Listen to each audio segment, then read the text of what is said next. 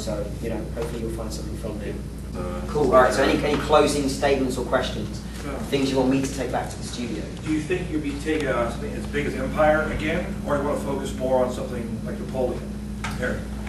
I think in terms of geography, we would probably like to do something slightly smaller. Not necessarily because you know, we don't like the Empire size. I mean, I love it. I love the whole imperialism thing and going out into the New World and all that stuff. But it's mostly because you can get, as we showed you on the Italian campaign map, you can get just as many regions and just as much detail from a very small area of geography.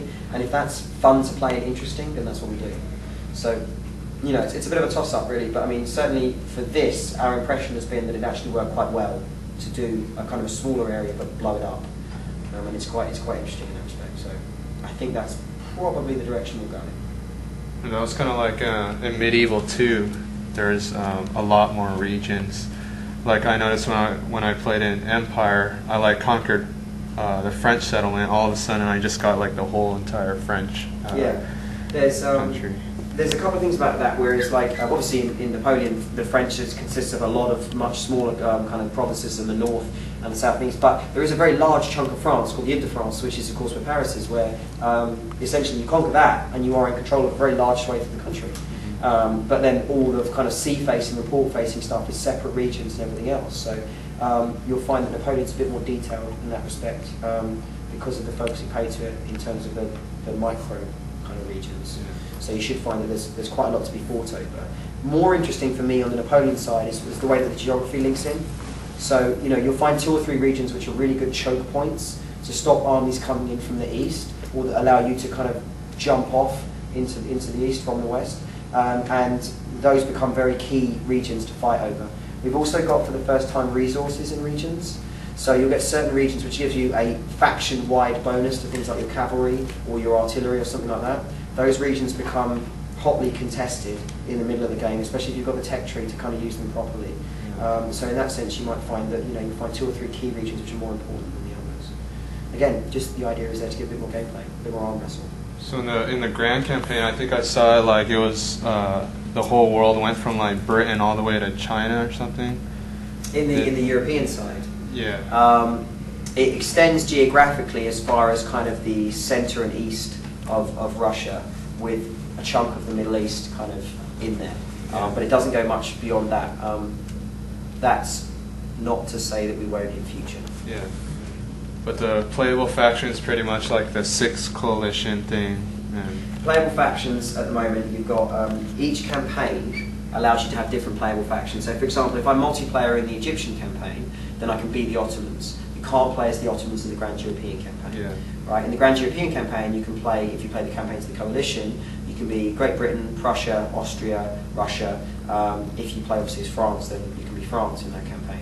In the Italian campaign, you can choose to be Austria or French. Of course, all the microstates are in between as well. Although we fully expect within about a week of release for you guys to have unlocked all the minor factions to play anyway. So, you know, it'll be fun like that.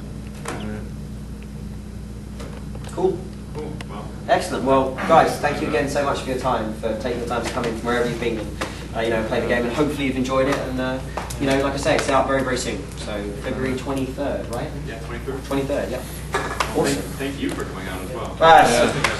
It's good. It's great. I get to eat fried chicken and burritos.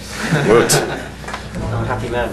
So we just got out of the glass. The epic room. This is the there's Sonic lobby. right there. Sonic. Very nice, awesome people. And there's a. Overall, it was great.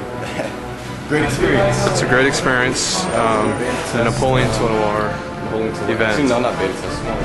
And they have PlayStation 3, a Wii, and Xbox 360 right here. Till next time.